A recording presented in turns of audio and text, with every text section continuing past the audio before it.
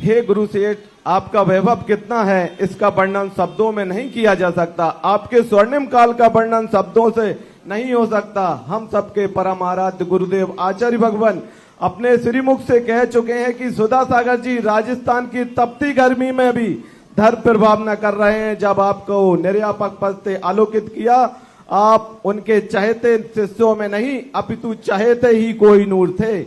शायद आपको तपा ने ही राजस्थान भेजा होगा। आप ही अपना सर्वस्व खपाकर कुंदन बनकर प्रस्तुत हुए और राजस्थान की तृप्त धरा पर धर्म की ऐसी सुधामृत फैलाई कि धन्य हो गई वह धरा।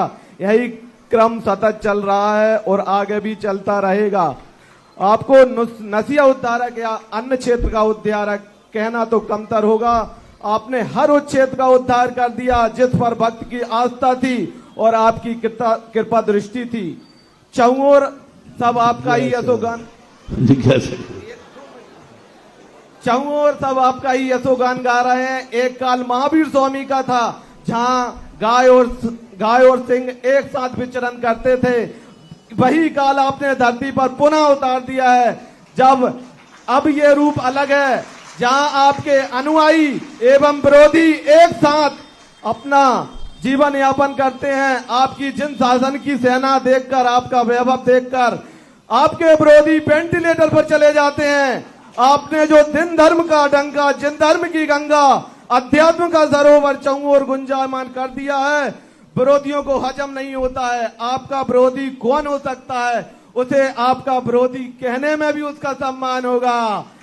जहां आज आपने अनुयायी, जहां संत भी अपने अनुयायी बढ़ाने में लगे हैं, संसारी प्राणी अपने शुभ चिंतक बढ़ाने में लगे हैं, भाई सुधा सागर एक ऐसा संत है जो अपने विरोधी बढ़ाने में लगा है।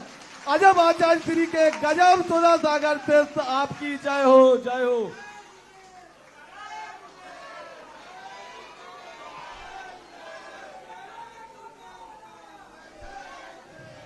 हे मुनि श्रेष्ठ, मेरा प्रश्न यह था, सुधा सागर जी का यह वैभव, ये स्वर्णिम काल देखकर जो चक्रवर्ती तुल्य है उसे देखकर जलते हैं, ईर्ष्या करते हैं, आलोचना करते हैं। जो मुनि निंदा करते हैं उनको परिणाम स्वरूप क्या इनाम मिलता है, क्या उपहार मिलता है? आज मुनि निंदा एवं आलोचनाओं का प्लेटफॉर्म व्हाट्सएप के विभिन्न ग्रुप बनते जा रहे हैं जहां पर इनका व्यवसाय चलता है। पूज्य श्री की मुनि आलोचनाओं, पूज्य श्री जो मुनि आलोचना करते हैं वह अक्षम्य अपराध और पाप की श्रेणी में तो आते ही हैं, लेकिन जो उन आलोचना एवं निंदनीय शब्दों को पढ़ते हैं और उनका प्रतिकार नहीं करते, पुत्र मोह में फंसे धृष्टराज की तरह, ऐसे आलोकों से उनका क्या मोह?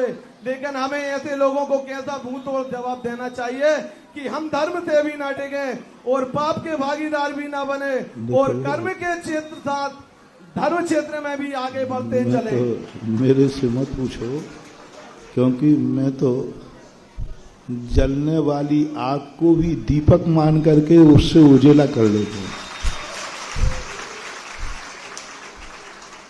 क्योंकि कभी भी कोई भी विरोधी है, उसकी पोजीशन समझना चाहिए कि वो इज्जत विहीन है।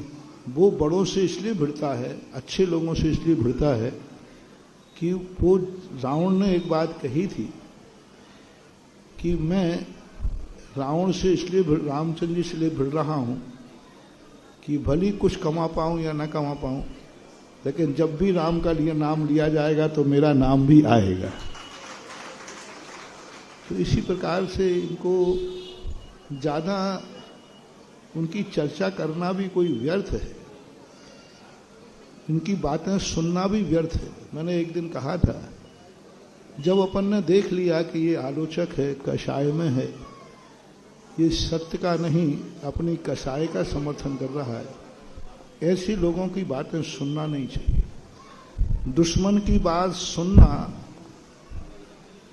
अपने आप में, क्योंकि दुश्मन की बात सुनने का समय जब मिले जब भक्तों की बात सुनने से समय बच जाए। मेरे भक्त कितने हैं, मैं उन्हीं को टाइम नहीं दे पा रहा हूं, तो दुश्मनों को क्या खाक टाइम दूं? मैं अपने भक्तों को ही बातें नहीं सुन पा रहा हूं। मेरे भक्त मुझे बहुत कुछ सुनाना चाहते, हम उन्हीं को सुनने का मेरे पास टाइम है नहीं। अपनों की सुनो, अपने हितैषियों की सुनो, दुश्मनों की चर्चा करना। आप लोग जो व्हाट्सएप देखते हो ना, व्हाट्सएप में क्या बोलते हैं, नाम मुझे नहीं मेरा, ये आप वो व्हाट्सएप जब देखते हैं ना, उसके बाद फिर वो देखते हैं टीआरपी, कितने लोगों ने देखा। तो बस वो देख करके उसकी मुझ पर ताव आता, मैं सफल हो गया, मेरी बात को इतने लोगों ने देखा। बस सबसे बड़ी गलती वही है। दुश्मनों की बात को यदि ये पता चल जाए कि अरे मैंने तो बोला, इसको किसी ने देखा ही, बस वो फिर उसके बाद उसकी हवा खिसक गई, पंचर हो गया वो। तो तुम लोग देख देख करके उसका हौसला बढ़ाते हो, देख देख करके। वो जब दूसरी बार में देखना, दूसरे दिन देखता है मेरा कितने लोगों ने देखा। तो जो दुश्मन है, आलोचक हैं, इनको आलोचना में ही रत रहने दो। उनकी गत्यागति का निर्णय अपन न करें, उनकी गत्यागति का निर्णय कर्म खुद कर देगा। क्योंकि सजा देने का अधिकार मजिस्ट्रेट को होता है, हर व्यक्ति को। और हमारे यहाँ का मजिस्ट्रेट कौन है? कर्म है। कर्म सबको देगा, देर है अंधेर नहीं है। कोई कितना भी अपने आप को करे। इसलिए ना तो मैं कभी इनको पढ़ता हूँ और ना कभी इनकी व्हाट्सएप देखता हूँ। तुम्ही लोग जिज्ञासा में कभी कभी प्रश्न कर देते हो, तो कई बार हम उसका जवाब बहुत कम देते हैं। तो इसलिए मेरा सब भक्तों से कहना है, ना तो मुझे जिज्ञासा में प्रश्न कराओ और ना तुम करो, अच्छी बातें करो, कल्याण की बातें करो। एक दुश्मन के लिए समय अपना, एक जिज्ञासा खत्म हो जाए तो एक अच्छी जिज्ञासा कितनी पास होती। क्योंकि वो चाहिए रहे हैं कि हमारी चर्चा जिज्ञासा में हो, हमारी चर्चा लाइव में हो। क्योंकि उनके लोग 2 लोग सुनने वाले हैं और यहां से जो आवाज जाएगी वो लाखों लोग सुनेंगे। यही तो उनकी सफलता है। इसलिए वो यही चाह रहा है कि हमारी बात तो 2 लोग सुनेंगे और महाराज के माइक से हो जाए। तो इसलिए इनको बिल्कुल कुछ भी नहीं करना, उनको करने दो जो कुछ कर रहे हैं। उनकी गत्यागति, उनका कर्म करेगा। हमने एक बार कहा था ना, मैं बहुत ज्ञानी हूं, मेरी बात में दम है, क्योंकि मेरी बात दुश्मन बड़े गौर से सुनते हैं। और मेरे दुश्मन बिल्कुल मूर्ख हैं, बहुत मूर्ख हैं, क्योंकि उनकी बात मैं कभी सुनता ही नहीं हूं। क्योंकि ना मैं उनकी बात सुनता हूं, ना मैं उनका जवाब देता हूं, ना उनकी बात को देखता हूं। तो इससे सिद्ध है कि वो मूर्ख है। क्योंकि ज्ञानी व्यक्ति मूर्खों की बात नहीं सुनता, लेकिन मूर्ख ज्ञानी की बात जरूर सुनता है।